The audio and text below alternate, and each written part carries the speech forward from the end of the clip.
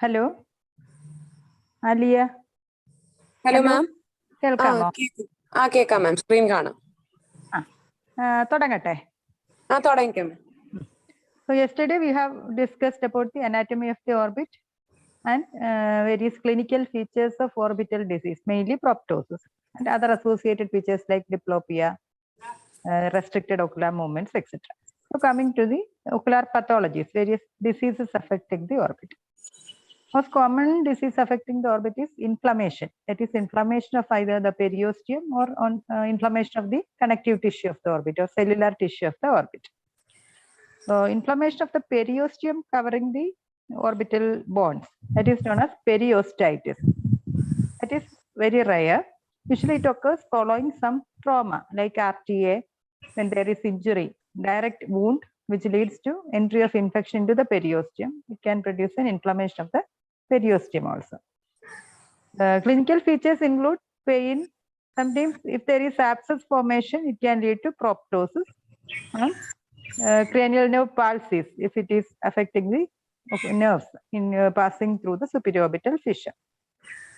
Treatment is with antibiotics and anti-inflammatory drugs. Coming to the inflammation of the connective tissue or cellular tissue of the orbit, that is known as orbital cellulitis. It is the purulent inflammation of the cellular tissues of the orbit.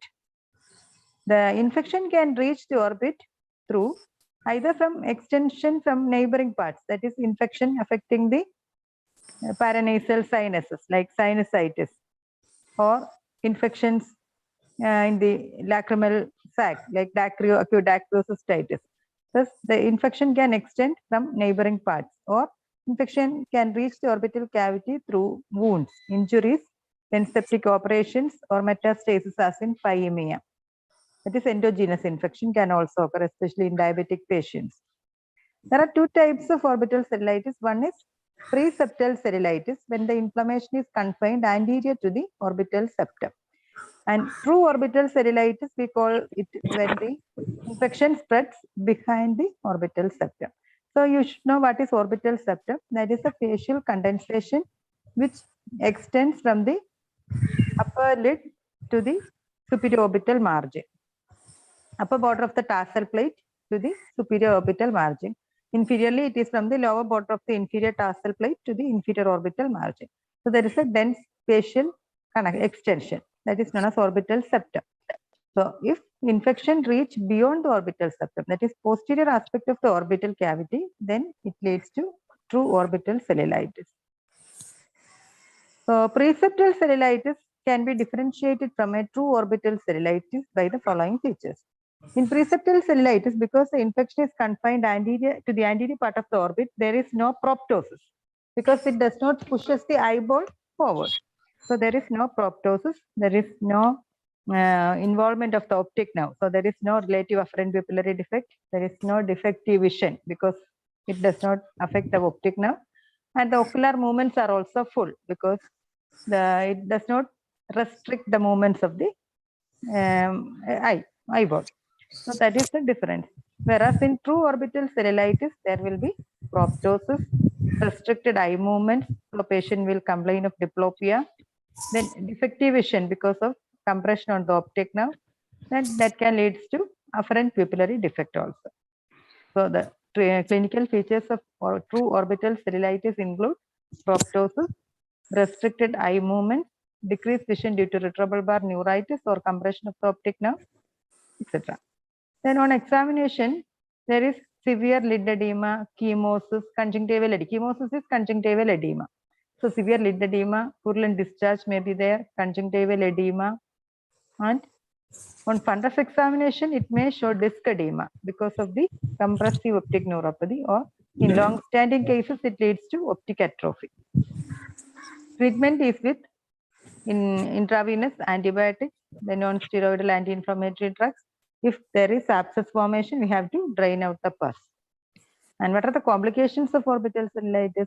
This infection can spread behind the orbit into the meningeal cranial cavity, can lead to meningitis or cerebral abscess formation. Then it can extend to the cavernous sinus, producing cavernous sinus thrombosis.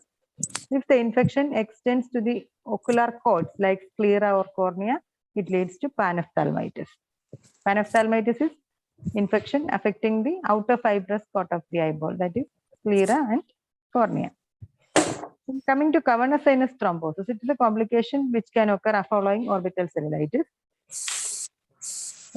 You know what is cavernous sinus. There are certain communications of the cavernous sinus. This you should study because it can be asked in the theory examination. That is, draw and label the diagram of cavernous sinus and its communications.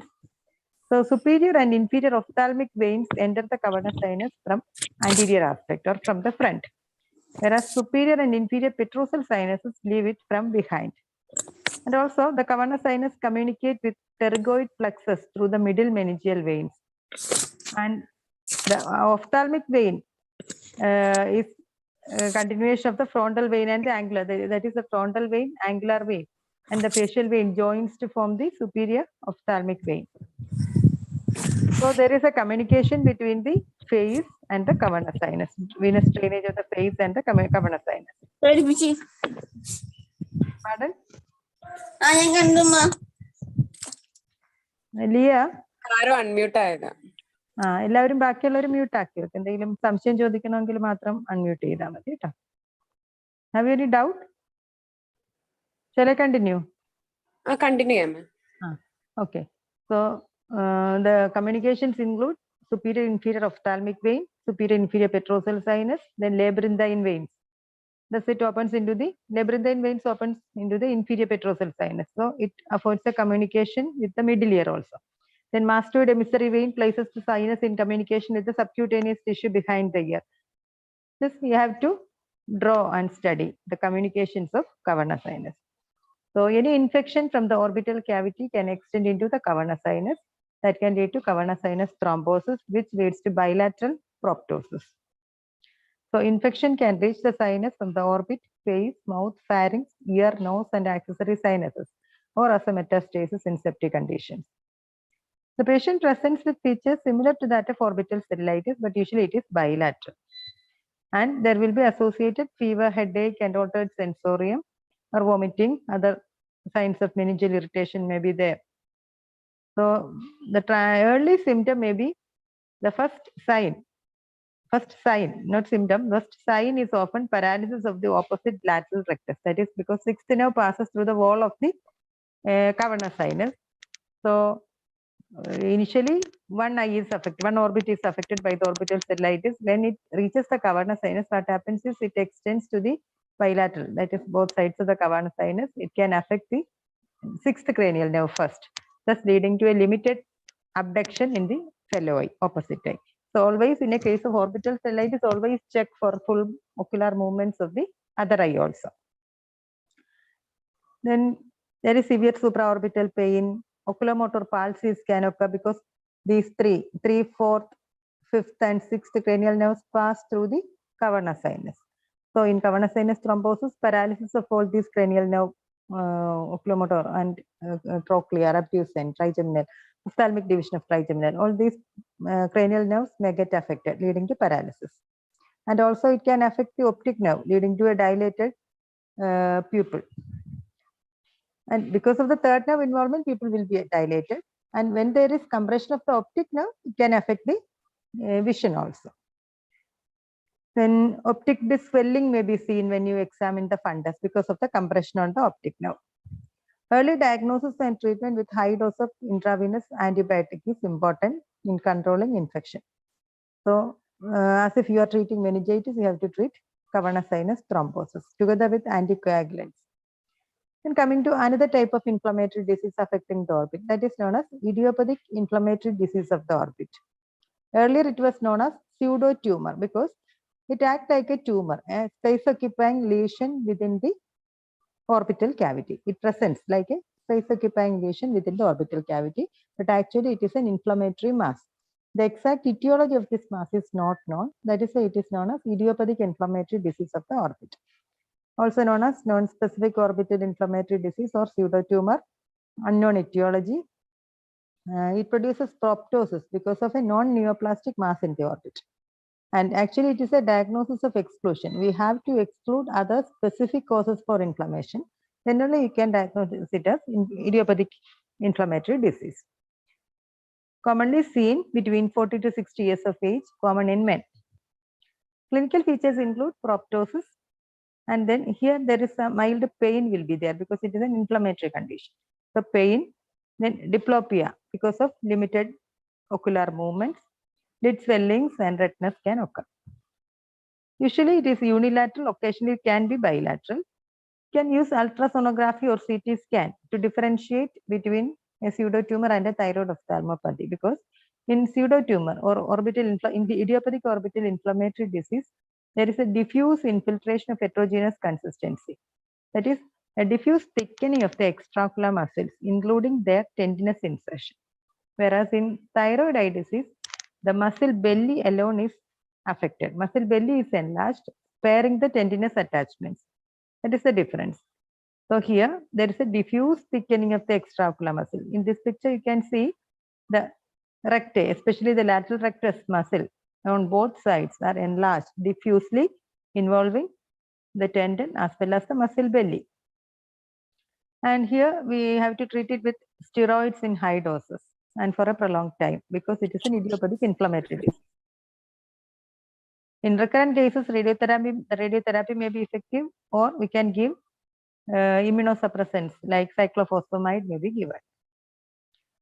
And the type of idiopathic inflammatory disease, that is it is considered as a part of this idiopathic inflammatory disease of the orbit, is Tolosa-Hunt syndrome. Here it is also known as orbital apex syndrome. Here in an inflammation which is of idiopathic nature, a granulomatous type of inflammation occur in the orbital apex. When it occurs in the orbital apex, it involves optic foramen and the superior orbital fissure.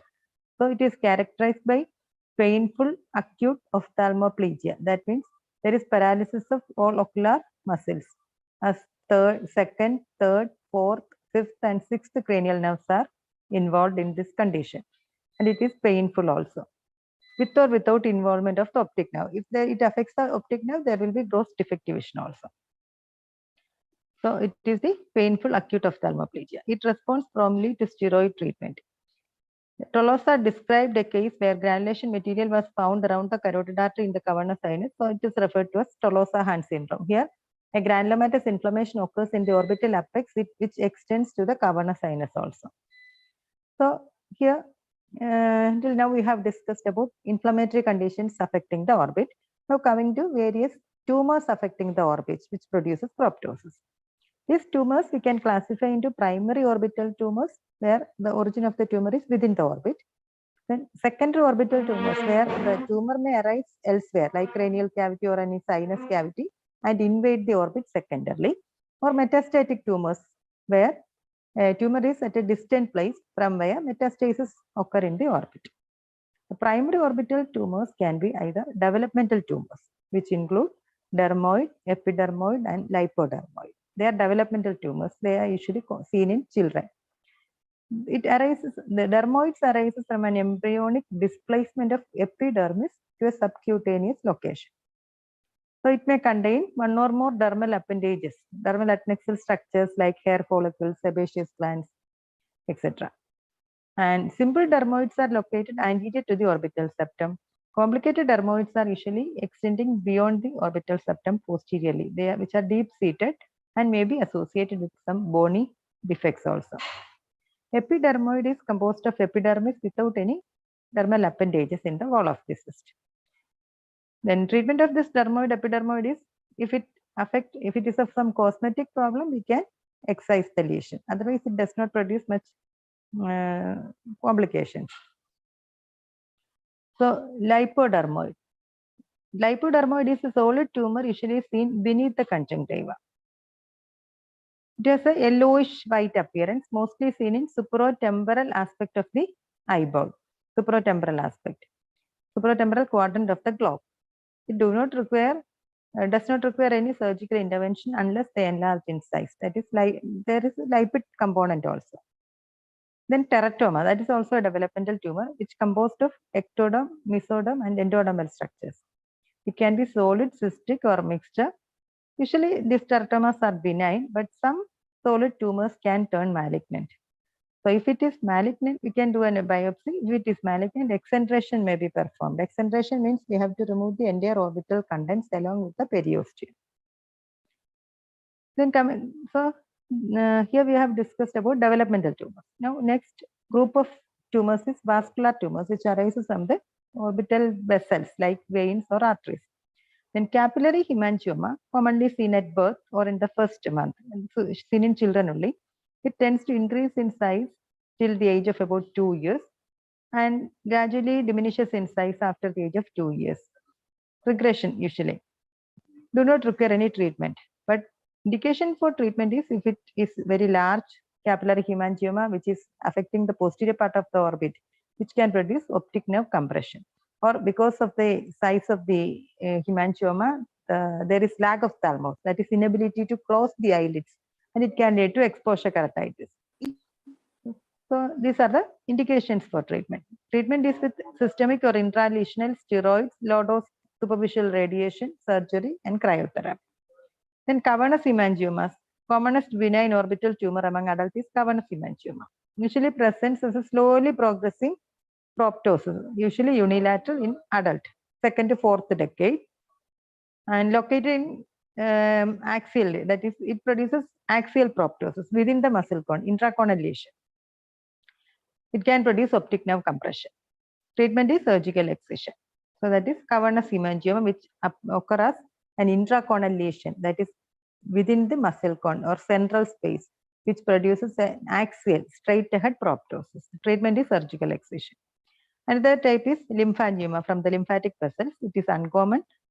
It is a it produces slowly progressive proptosis in young people, but sometimes bleeding can occur into the lymphangioma, which leads to a sudden increase in size of the lesion, which leads to proptosis. Spontaneous bleed in the vascular spaces can occur, which leads to an acute increase in proptosis. Then myomatous tumors, tumors arising from the myomatous tissue. That is rhabdomyosarcoma. It is a highly malignant tumor arising from the extraocular muscle. It is the most common malignant primary orbital tumor among children, seen below the age of 15 years usually. It presents as a rapidly progressive type of proptosis, which is of sudden onset also. So by imaging, we can diagnose the rhabdomyosarcoma. Then treatment is high-dose radiation therapy combined with systemic chemotherapy. The next group of tumors are those arising from the optic nerve and its meninges. From the optic nerve, the tumor arising is optic nerve glioma. Here you can see a glioma which occur in the central space arising from the optic nerve. Usually it is a fusiform shaped swelling, usually benign tumor arising from the astrocytes, seen in children in the first decade of life, characterized by early visual loss associated with a gradual, painless, unilateral axial proptosis. On fundus examination, you can see disc edema or optic atrophy. In long-standing cases, the disc will show pallor, and that is, in long-standing cases, it produces optic atrophy. In early stages, you can see disc edema. And diagnosis is by X-ray, CT scan, or ultrasonography. And treatment is excision of the tumor mass with preservation of the eyeball. But it can produce defective vision in an early stage of life. The next group of tumors arising from the optic nerve sheath is meningioma. Meningiomas arises from the meninges. That is, the optic nerve sheath is a continuation of the meninges. So these meningiomas are invasive tumors arising from the arachnoid villi. There are two types of meningiomas, primary meningioma and secondary meningioma. Primary meningiomas arise within the orbital cavity, whereas secondary meningioma arise within the intracranial area and extends into the orbit.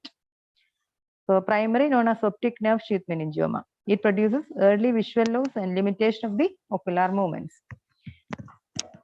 On examination, you can see here also as the meningiomas compress on the optic nerve, it will produce disc edema. So disc edema may be seen.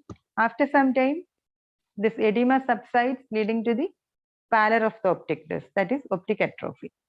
So fundus examination will reveal either disc edema or optic atrophy. Then another finding seen in meningioma is opticociliary shunt vessel, that is connecting the retinal arterial system, that is central retinal arterial system with the ciliary system, that is shunting of the vessels can be seen. Then secondary meningiomas, they arise intracranially and extends into the orbit secondarily. That is intracranial meningiomas secondarily invading the orbit. It is characterized by a larger proptosis and lesser visual impairment because it starts slowly in the cranial cavity and invade the orbit after some time only. It may produce boggy eyelid swelling. Sometimes you may see a temporal fossa fullness in this secondary meningiomas. Temporal fossa meningioma and all. Sphenoid wing meningioma, all these are the common sites of meningioma formation. So in this picture, you can see a secondary meningioma which arises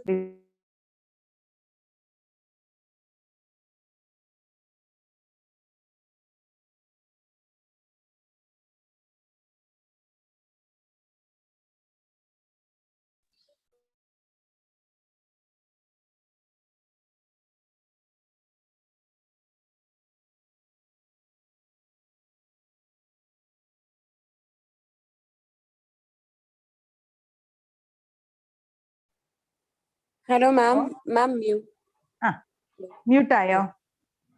ഇപ്പൊ unmute ആയി, കുഴപ്പമില്ല. Unmute ആയി. Call വന്നപ്പോ mute ആയി പോയതാ അല്ലേ? Sorry. Okay, അപ്പൊ ഇത് ലിംഫോമ കേട്ടില്ല അല്ലേ? മെനിഞ്ചോമ നമ്മൾ പറഞ്ഞത് കേട്ടല്ലോ. മെനിഞ്ചോമാസ് R 2 types. Primary meningioma arising from the orbit, secondary meningioma arising from the cranial cavity invading into the orbit. അത് മനസ്സിലായി. Primary meningioma produces vision loss early than the secondary meningioma. Clinical features are proptosis and fundus examination may show disc edema or optic disc pallor. Another group is lymphomas. Lymphomas are of 2 types, Hodgkin's lymphoma and non-Hodgkin's lymphoma. Orbits are more affected by non-Hodgkin's type of lymphoma. So by histopathologic examination, we can diagnose this condition, and treatment is by radiotherapy and chemotherapy. Then secondary or metastasis, secondary orbital tumors. This metastasis arises from, before that, extension from adjacent structures. That is, the malignancies arising from adjacent structures can extend into the orbit. These structures include the eyeball, that is the malignant tumor arising from the eyeball, like retinoblastoma, malignant melanoma, they can extend into the orbit, or from the eyelids, like squamous cell carcinoma, basal cell carcinoma, or from the nose and paranasal sinuses, like carcinomas, sarcomas, or osteomas affecting the paranasal sinuses, nasopharyngeal carcinoma, glioma, meningioma affecting the cranial cavity. All these tumors can extend secondarily into the orbital cavity. Next comes the metastasis. Metastasis, that is tumor arising at a distant location, metastasize in the orbit. The orbital metastasis usually arises from the in children, it arises from neuroblastoma or nephroblastoma. Neuroblastoma from adrenals and sympathetic chain, nephroblastoma from the kidneys. Whereas in adult, the metastasis can occur from CA, lung, breast, prostate, thyroid, and rectum, or from malignant melanoma of the skin, Ewing sarcoma from bone, or leukemic infiltrates. So now we have completed the various tumors arising in the orbit. Then another group of disease which produces proptosis is Graves' ophthalmopathy or endocrine exophthalmos. Here, it is otherwise known as dysthyroid eye disease. Because of the thyroid problem, there is proptosis. So dysthyroid eye disease is most common cause of unilateral or bilateral proptosis in adult. It produces proptosis, lid retraction, then restrictive myopathy and compressive optic neuropathy. Because of the proptosis, there is and the muscle involvement, there is restrictive myopathy. Because of the muscle involvement, restricted eye movements, that leads to diplopia. And because of compression on the optic nerve, it can produce defective vision and afferent pupillary, relative afferent pupillary defect. The thyroid condition may be either hyperthyroidism, hypothyroidism, or euthyroidism. There is increasing evidence to suggest that the Graves' ophthalmopathy has an autoimmune etiology. Some autoantibodies are produced against the thyroid globulin, and these antibodies act on the fibroblast of the orbital cavity also, producing proliferation of this fibroblast and increase in the content of the orbital cavity. So it may be pathology. It is believed that the orbital fibroblast is the primary target of inflammatory attack, with extraocular muscles being secondarily involved. It has been postulated that circulating thyroglobulin and antithyroglobulin immune complex may bind to the eye muscles and orbital tissues to produce this proptosis. And what are the clinical features? What are the signs of thyroid ophthalmopathy? This thyroid ophthalmopathy can affect each part of the eye, like eyelids, conjunctiva, muscles, etc. So in the eyelid, it produces upper lid retraction. Upper lid retraction means normally the upper lid covers about 2 millimeters of the cornea superiorly. In thyroid ophthalmopathy, the upper lid is retracted superiorly so that we can see the sclera above the cornea. In a primary position, in a normal person, we cannot see the sclera superiorly. Whereas here, the sclera is visible, scleral show. That is upper lid retraction. Then unnatural separation between the margins of the lids. That is, the eyelids are unnaturally separated. There is, because of the retraction of the upper lid superiorly and lower lid inferiorly, there is separation between the eyelids. That is known as Dalrymple sign. It gives rise to a staring look. That is known as Cocker sign. Then another sign of eyelid is lid lag or von Graffe sign, because you normally, when you look downwards, the eyelid will follow the movement of the eyeball. When you look downwards, the eyeball will move downwards and the eyelid will follow that movement. In thyroid ophthalmopathy, the eyeball will move downwards, but the eyelid will stay back. That is known as lid lag. So that is von Graffe sign. Then there is difficulty in eversion of the upper eyelid. That is, normally you can evert the upper eyelid to see the palpebral conjunctiva. In thyroid ophthalmopathy, there is difficulty in eversion of the upper eyelid. That is known as Gifford sign. Then there is an infrequent blinking. That is known as Stelvach sign. The blinking rate will be less. That leads to a dry eye, and patient may complain of foreign body sensation, watering and all. That is Stelvach sign. Then conjunctival signs include. Hello, Liya, കേൾക്കാമോ? കേൾക്കാം മാം. അപ്പം there is a localized congestion of the conjunctiva, especially near the insertion of the recti muscles, near the recti insertion. There is deep congestion and chemosis affecting the conjunctiva, especially near the recti insertion. Then pupillary signs, there is inequality of dilatation of the pupils.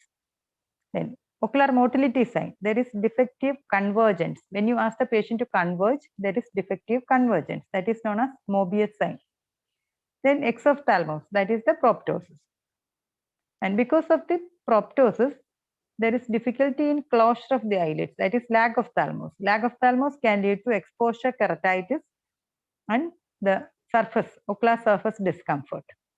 Then because of the compression of the optic nerve, it can produce a compressive optic neuropathy, which is manifested clinically as optic disc edema and defective vision and a relative afferent pupillary defect. So all these are signs of thyroid ophthalmopathy. In this picture, you can see that is the scleral show. That is upper lid retraction. There is abnormal separation between the lids, Dalrymple sign. That staring look, that is a Cocker sign. Then coming to Vernal classification of this thyroid ophthalmopathy. It reflects the severity of the ophthalmopathy. Here, grade 0 means no signs or symptoms. Grade 1, only signs, no symptoms. Grade 2, the only soft tissue involvement, that is chemosis may be there. In grade 3, there is proptosis. When it is less than 23 millimeter, that is mild proptosis. 23 to 28 is moderate. More than 28 millimeter, it is marked proptosis. Grade 4, extraocular muscle involvement, that is restricted movement. Usually the medial rectus and the inferior rectus are initially commonly affected. So there will be defective, here there is a restrictive myopathy. That is the medial rectus or the inferior rectus is contracted and it restricts the movement. When the medial rectus is affected, the abduction is restricted. The patient cannot abduct because of the restriction or contracture of the medial rectus. Similarly, because of the contracture of the inferior rectus, the patient cannot elevate the eyelid, elevate the eyeball. Unlike paralysis of the muscle, In paralysis of medial rectus, usually adduction is affected. Here, because it is a restrictive or contracture of the medial rectus, so abduction is affected. So restrictive ocular movements. Then grade 5 is corneal involvement. That is because of lack of thalamus, there can be exposure keratitis. Grade 6 is compressive optic neuropathy leading to loss of vision. In the clinical types, there are 2 types. Thyrotoxic exophthalmos, that is associated with hyperthyroidism, exophthalmic goiter. The second one is thyrotropic exophthalmos. Here, there may not be any hyperthyroidism. It can be euthyroid or hypothyroid. Investigations are thyroid function test, then ultrasonography and CT scan. Here, we can see the muscle enlargement, which is fusiform in shape. That is, muscle belly only is enlarged, sparing the tendons. See, it can be seen in both ultrasonography as well as in CT scan or MRI. Proptosis, muscle thickening, anterior prolapse of the orbital septum is there. So here you can see this picture. That is a fusiform swelling. This is characteristic finding of thyroid ophthalmopathy. That is, muscle belly is enlarged, sparing the tendons. Whereas in pseudotumor, that is idiopathic orbital inflammatory disease, നേരത്തെ ഞാൻ picture കാണിച്ചിരുന്നു. Here, that is idiopathic orbital inflammation. Here you can see the entire muscle is enlarged, involving both the muscle belly and the tendon. That is the difference.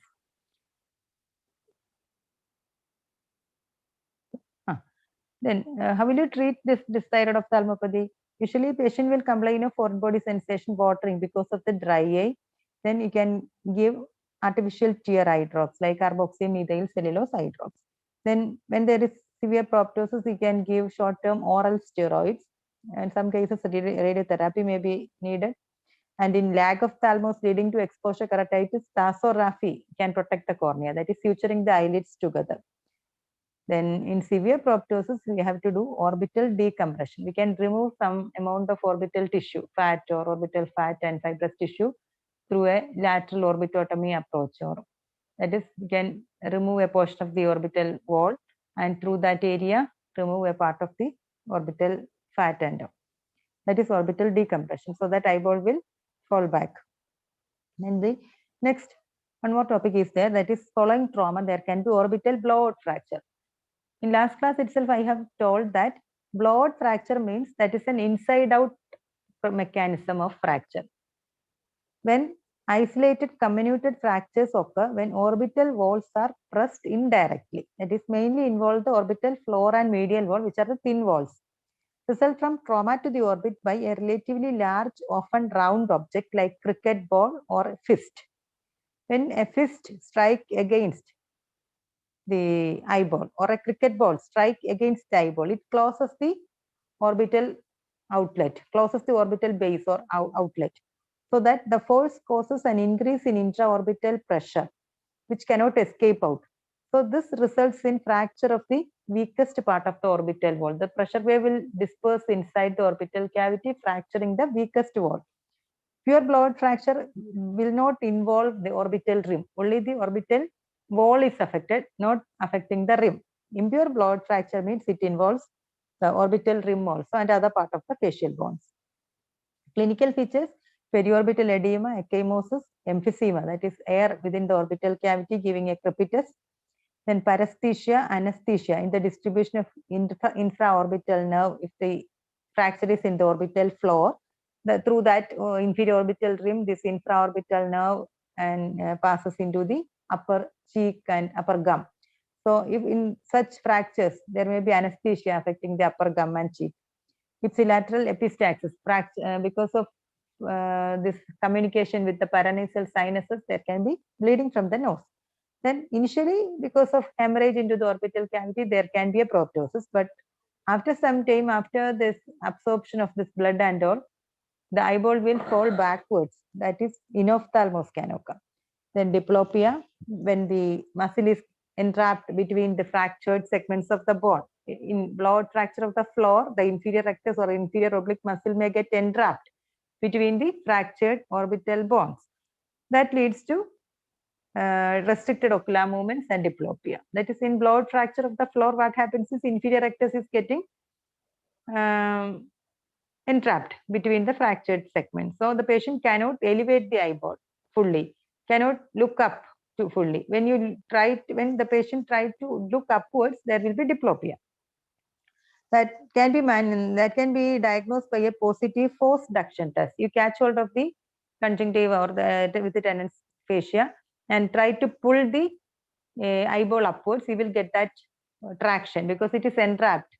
In paralytic squint, in paralysis, the force duction test will be negative because there is no restriction. We can easily pull the eyeball in all directions. But in positive force duction test means in one direction where there is restriction, there will be difficulty in pulling the eyeball in the opposite direction. So investigations, plain X-ray, Waters view will show hanging drop opacity of the superior maxillary antrum. See, teardrop sign it is known as. This is CT.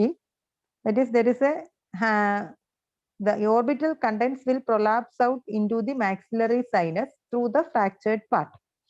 That is known as teardrop sign. So hanging drop opacity of superior maxillary antrum. In CT and MRI, you can see this teardrop sign.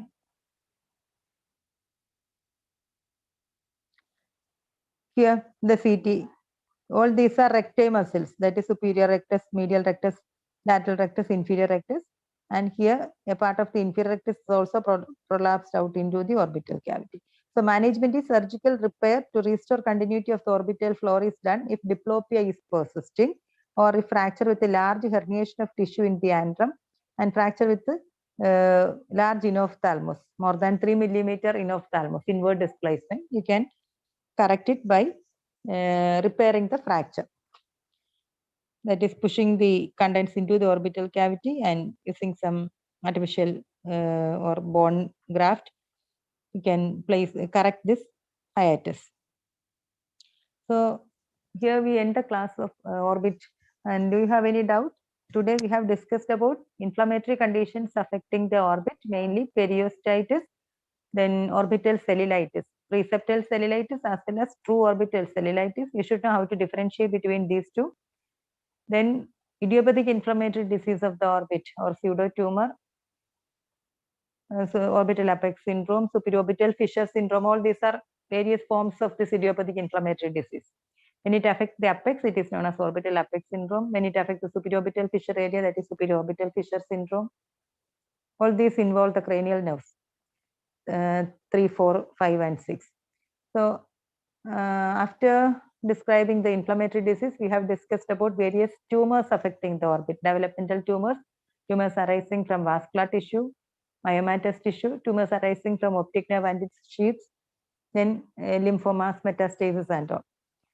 Then dysthyroid ophthalmopathy, that is thyroid eye disease. Various clinical features of thyroid eye disease, which are the eye signs, thyroid eye signs that you have to study. Then blowout fracture of the orbit, that is following trauma. Usually in casualty, you will see these types of fractures. So, do you have any doubt in orbit? Liya? Hello? Hello, ma'am. Clear ആയോ എല്ലാവർക്കും? കുഴപ്പമില്ലല്ലോ? Clear ആയി ma'am. കുഴപ്പമില്ല. അപ്പൊ ഇനി ഇന്ന് തന്നെ പോയി വായിക്കണം, എങ്കിലേ ഇത് ഒന്നും കൂടെ മനസ്സിലാവുള്ളൂ. തൈറോയിഡ് ഐ ഡിസീസ് ഒക്കെ നന്നായിട്ട് വായിച്ചാലേ മനസ്സിലാവും. ആ thyroid science, how will you grade thyroid I science, അല്ല തൈറോയിഡ് അതിന്റെ സയൻസിനെ ഗ്രേഡ് ചെയ്യുന്നതും ഇന്ന് തന്നെ എല്ലാം വായിക്കുക. ഈ ടോപ്പിക് ഇന്ന് തന്നെ വായിക്കുക കേട്ടോ. ബാക്കി ക്ലാസ് എങ്ങനെയാ? എല്ലാവരുടെയും വേറെ എംഒസിന്റെ അടുത്തൊക്കെ പറഞ്ഞെടുപ്പിക്കുന്നുണ്ടല്ലോ അല്ലേ? പറഞ്ഞെടുപ്പിക്കുന്നുണ്ട് മാം. ഇതിപ്പോ ഞങ്ങൾക്ക് ഓൺലൈൻ ആയതുകൊണ്ട് ഡേ ടൈമും കൂടെ വേണമെങ്കിൽ യൂസ് ചെയ്യാൻ. അതെ അതെ, ശരി എങ്കിൽ ഓക്കെ. ശരി ma'am, thank you ma'am. Okay, good night.